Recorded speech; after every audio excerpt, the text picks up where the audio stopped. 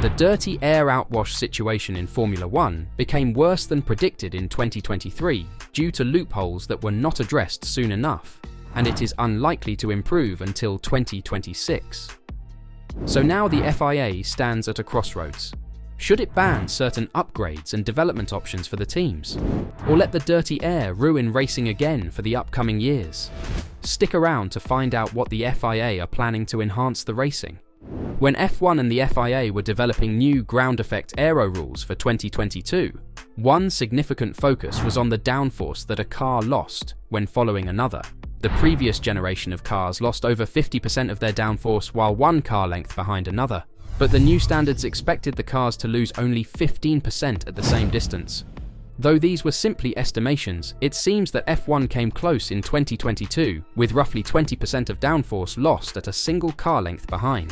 As teams evolved, they would constantly discover ways to create downforce that interfered with the cleaner wake that the regulations wanted to accomplish, but the situation worsened than expected in 2023. It was discovered earlier this year that the cars are now losing 35% of their downforce, which is due in part to the regulations allowing for certain things to be exploited that the FIA had not accounted for. Nicholas Tombazis, director of the FIA's single-seater department, said, "The wake has definitely got a bit worse this year. We knew that it would deteriorate a bit when people develop it a bit more. There were a few particular areas of the car where some loopholes we didn't manage to close soon enough worsened. For example, the front wing end plate area was one of them, some of the wheel furniture area, the brake ducts on the inside of the front wheels. These areas made the wake a bit worse. We've learned a bit how to do it next time around." While these lessons will be included into the 2026 car rules, the FIA might conceivably take immediate steps to address some concerns sooner.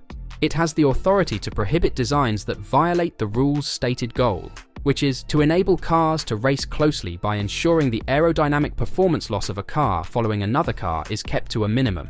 That is, even if a design is fully lawful, the laws and governance in place allow the FIA to reject it. This capacity has previously been utilized to take legal designs and make them illegal for the next season, such as an Aston Martin rear wing end plate geometries last year and a Mercedes front wing end plate design. However, earlier this year, it was proposed that the FIA may adopt regulatory modifications for 2025 to merely strengthen current regulations rather than target a specific design. This might be comparable to the regulation changes made in 2019, the most visible of which were to the front wings, which were streamlined to reduce outwash. This assisted in managing the situation in the final years of that regulatory cycle before the main rule change in 2022. However, it appears that the FIA no longer considers any action to be necessary. That is most likely due to the fact that the modifications required to repair the situation are probably certainly too significant to justify pushing through for only one season. Tombazis also believes that there has been no degradation throughout the current season, merely a discernible change at the start of 2023, and that "I don't think it's going to get much worse for next year."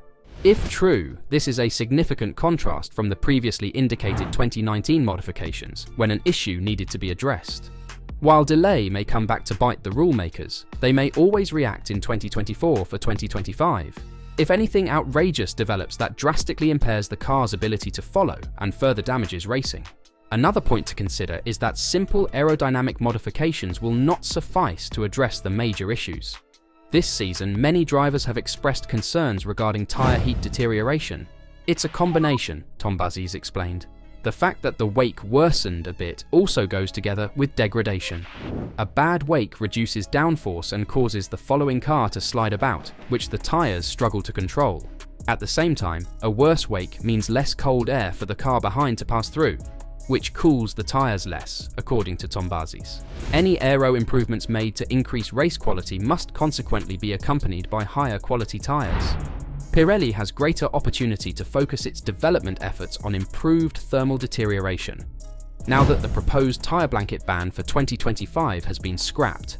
That might imply a significant move in 2025, which would then be followed by larger aero modifications and lighter cars in 2026. One of the key objectives during testing in 2024, especially now that we've clarified that there's no chance of taking off the blankets for 2025, will be to improve the thermal degradation characteristics, Tombazis said in a statement. Most of this comes from the fact that cars nowadays basically put into the tires the highest energies that we've ever seen.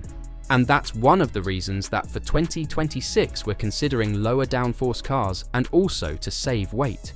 We believe that will also make it much more possible to have tires that are a lot less prone to have this phenomenon in 2026. All of this undoubtedly makes it simpler for the FIA to remain silent for the time being. However, teams will continue to enhance their cars, which will result in more downforce.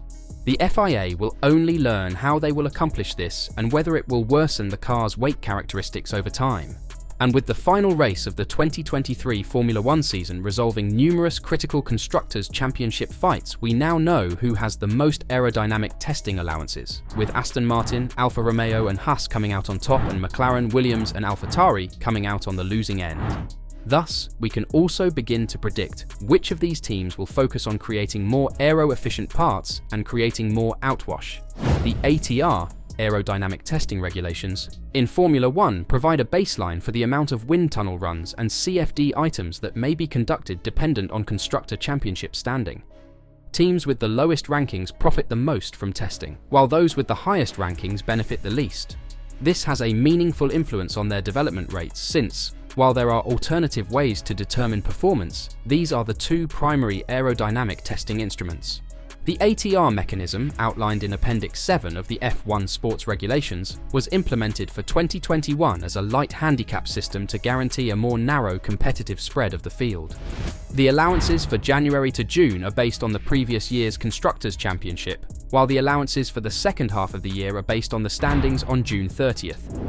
This occurred following the Canadian Grand Prix, with Aston Martin holding third at the time, and so having a 20% drop in allocations due to finishing 7th the previous year.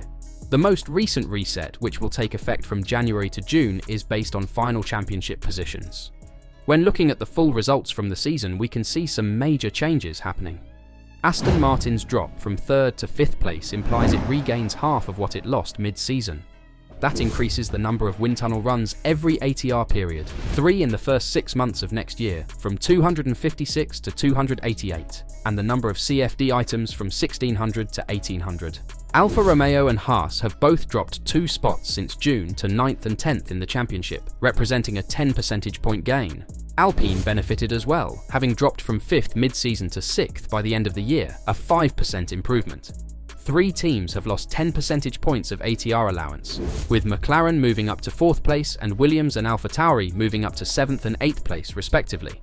There are further constraints in addition to the amount of wind tunnel runs and CFD elements. The baseline value of 320 wind tunnel runs every ATR period also allows for just 80 hours of wind on time, when useful aero data may be collected, and a 400-hour occupancy restriction. There is also a computational resource restriction for CFD items, calculated in Mega Allocation Unit Hours, MAU, and based on a formula outlined in the rules. And all of these hours will be used primarily for their 2024 and subsequent 2025 Challenger, as the Formula 1 teams will not be able to begin developing their 2026 cars until the beginning of 2025. The F1 Commission has finally agreed that no work on the development of a car for 2026 may be carried out before January 1st, 2025. This is most likely the same restriction imposed on the current generation of cars. The COVID-19 epidemic halted F1's plans for new rules in 2021, pushing them back to 2022. To keep expenses under control during a tough period, it was decided that no wind tunnel or CFD work would be done before the beginning of 2021. It is probable that the same will apply here, with teams limited to conversations and studies best described as pre-development work, such as discussions by team working groups that have already been formed and are looking ahead to 2026.